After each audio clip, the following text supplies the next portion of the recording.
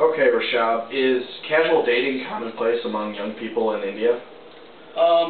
At the turn of the century, a lot of things about the Indian society changed with the onset of social media and capitalism. The already sort of liberal Indian views became even more liberalized. And yeah, today casual dating is commonplace even in small town India. Yeah, I mean, you have to be a little secretive about it in more conservative areas, but it happens everywhere. Okay. How about the traditional arranged marriages? Do those still take place pretty often in India? Yeah, traditional arranged marriages have been a very important and integral part of the Indian society for a very long time now. And as much as you'd like to think that they would decrease with the society becoming more and more understanding and liberal, it hasn't. It's just kind of gotten modified. Now you have people, children meeting each other, kids meeting each other, and then taking it to their parents, making their parents meet each other before finally getting married or taking a step like that. Do parents sometimes marry their children into certain families for financial growth?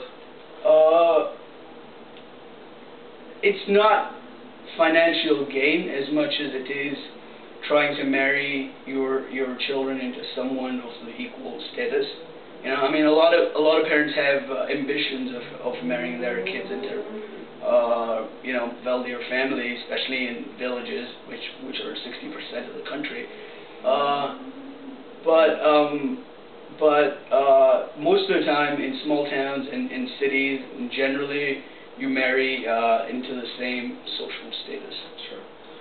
How important is parental approval of your significant other in a dating or marriage situation?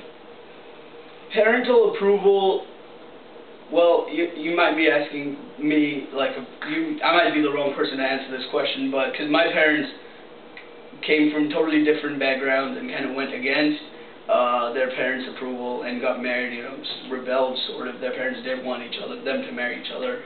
But there's a lot of that, but most of the time you do try and seek your parents' approval. And now most of the times parents even approve of whatever, it's all understandable. Sure. My last question for you, how important is religious compatibility with your partner? Well, yeah, religious compatibility is something that is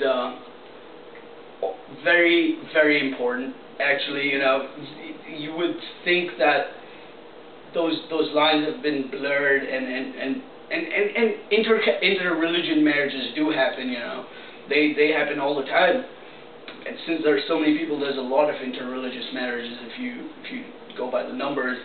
But most of the time, people try to get married into the same religion as they are. But it's a progression.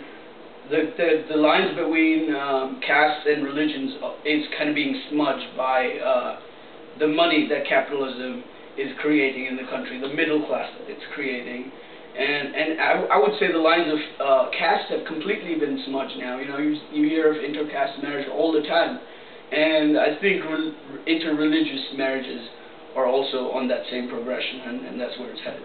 All right. Well, thank you, Rishabh. I appreciate it. Thank you.